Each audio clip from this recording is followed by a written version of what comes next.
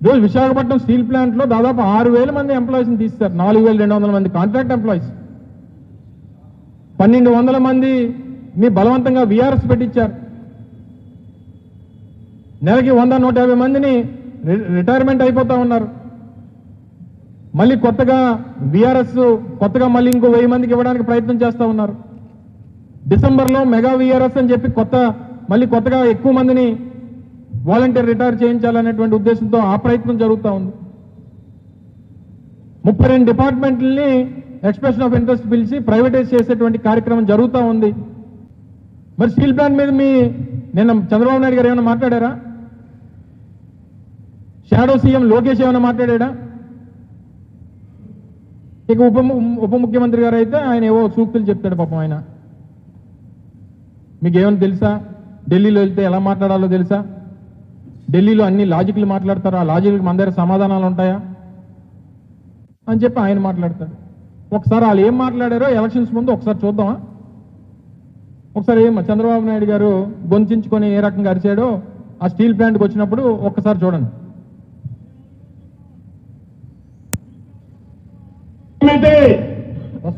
మీరు ఉపేక్షిస్తారా తమ్ముళ్ళు అని అడుగుతున్నా.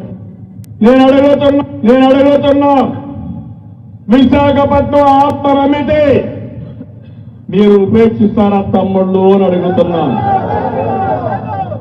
విశాఖపట్నం స్టీల్ సిటీని స్టోరన్ సిటీగా చేస్తే మీరు ఆమోదిస్తారా అని మిమ్మల్ని అడుగుతున్నా.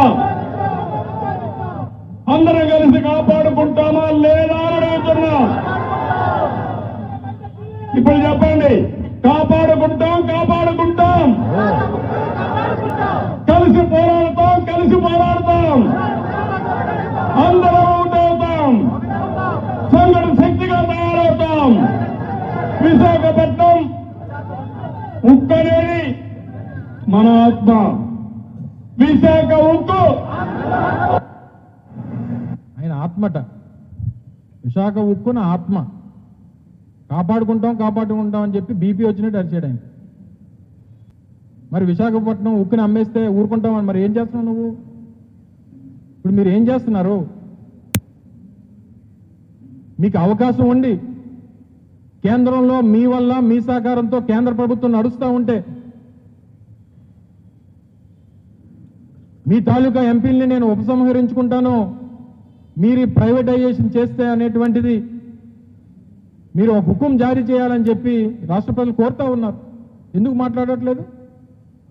పవన్ కళ్యాణ్ గారు మొన్న 3 రోజుల నుంచి ఇక్కడే ఉన్నారు. సాయంత్రం కూడా ఏదో బహిరంగ సభ పెట్టారని చెప్పి చూసాం. మరి ఆయన ఏం సమాధానం చెప్తాడో, ఆయన మాట్లాడినటువంటి మాటలకి ఆయన స్టాండ్ ఏంటో, ఆయన ఏం సమాధానం ఈ ప్రాంత ప్రజలకి, రాష్ట్ర ప్రజలకి, ముఖ్యంగా విశాఖపట్నం స్టీల్ ప్లాంట్ కార్మికులకి ఏం సమాధానం చెప్తారో, ఆయన ఆ రోజు మాట్లాడినటువంటి మాటలకి ఈ రోజు ఏం సమాధానం చెప్తాడో ఒకసారి చూద్దాం. ఆయన గతంలో మేము ప్రతిపక్షంలో ఉన్నప్పుడు, మేము అధికారంలో ఉన్నప్పుడు, వారు ప్రతిపక్షంలో ఉన్నప్పుడు వారు మాట్లాడినటువంటి మాటలు ఒకసారి మీ ద్వారా ప్రజలకు చూపిస్తాం.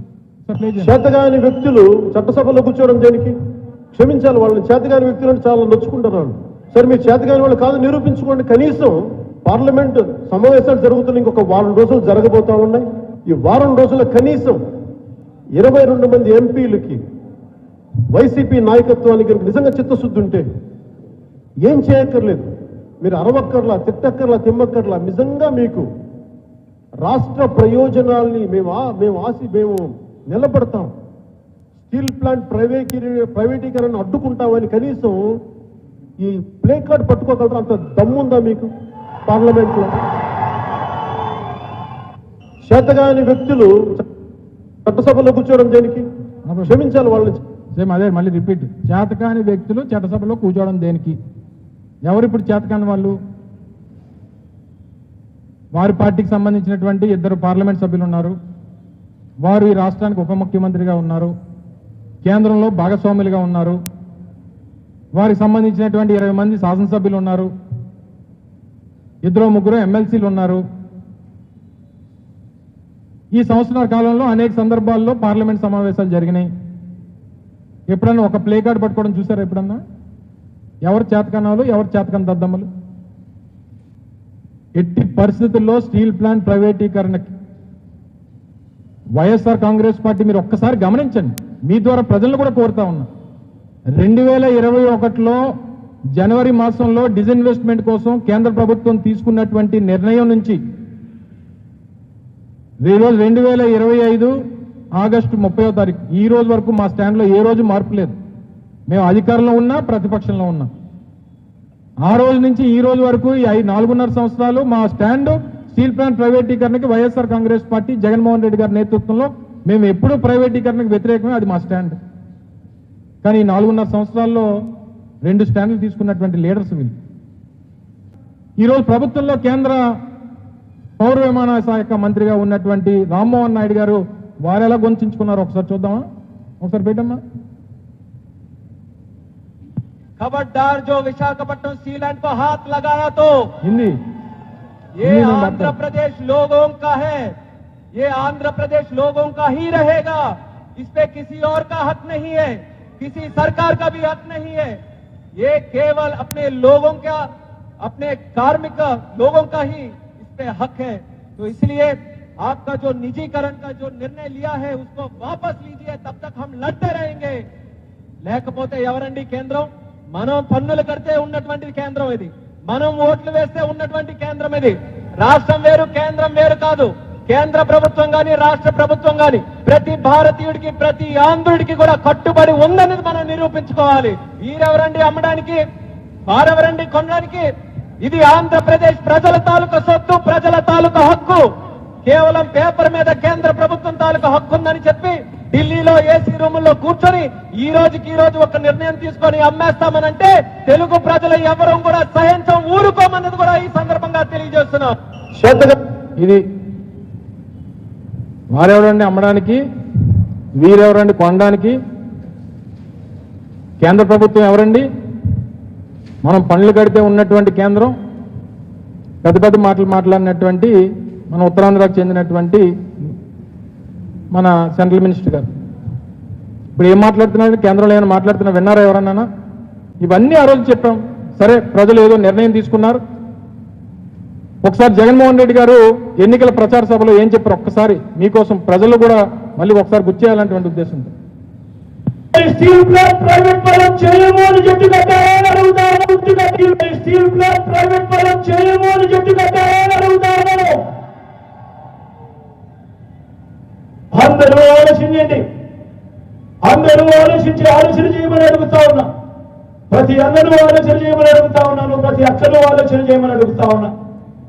మీ జగన్ ఆమోదం లేదు కాబట్టి స్టీల్ ప్లాంట్ ప్రైవేటీకరణ ఇంతవరకు కేంద్రం వెనకడుగు వేసింది. అందరూ ఆలోచన చేయమని అడుగుతా ఉన్నా.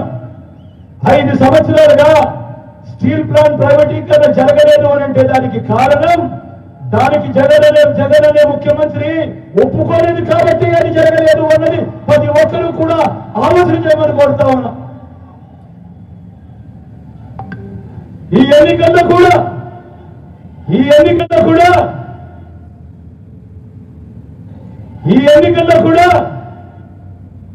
కూటమిని ఓడించి నా తమ్ముడు అమరుకు ఓటు వేసి మొత్తం దేశానికి ఒక గట్టి మెసేజ్ ఇక్కడి నుంచి పంపించండి అని కోరుతా ఉన్నా. గాజువాకలో మీరు పొరపాటున టీడీపీకి ఓటు వేయడం అని అంటే దాని అర్థం ప్రైవేటైజేషన్ చేస్తారంటున్న ఎన్డీఏకు ఓటు వేయడం అంటే స్టీల్ ప్లాంట్ అమ్మకానికి మీరే ఆమోదం తెలిపినట్టు అవుతుంది అనేది ప్రతి ఒక్కరూ కూడా గుర్తుపెట్టుకోమని కోరుతా ఉన్నా.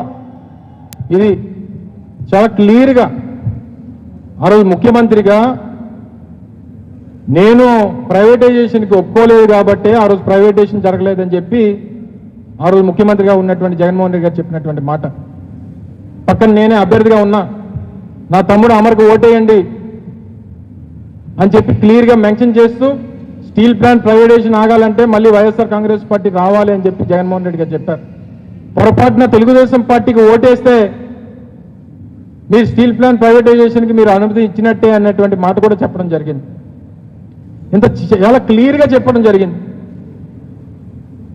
కొన్ని ఎన్నికలు అయిపోయిన తర్వాత స్టీల్ మినిస్టర్గా ఉన్నటువంటి ఆయన పేరేంటమ్మా కుమారస్వామి గారు ఏం చెప్పారో ఒక్కసారి, అదే లాస్ట్ వీడియో కుమారస్వామి గారు చెప్పింది.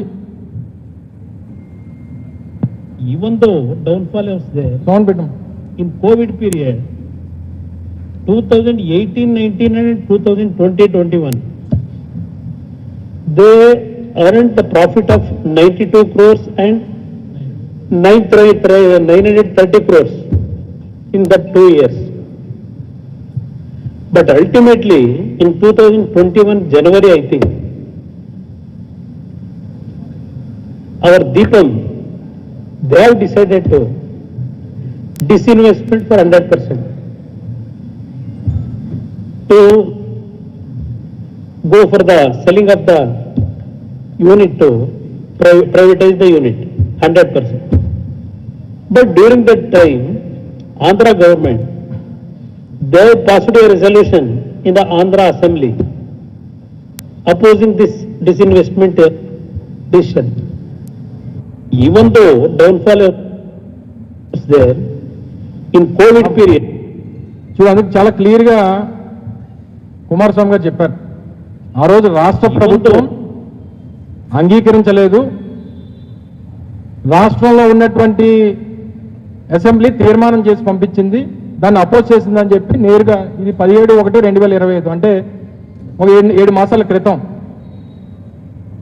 దేశ ప్రజలను ఉద్దేశిస్తూ మాట్లాడినటువంటి కేంద్ర మంత్రి గారు రాష్ట్రంలో ఆ రోజు ఉన్నటువంటి ప్రభుత్వం ప్రైవేటైజేషన్కి ఒప్పుకోలేదని చెప్పి క్లియర్గా చెప్పినటువంటి మాటలు అవి.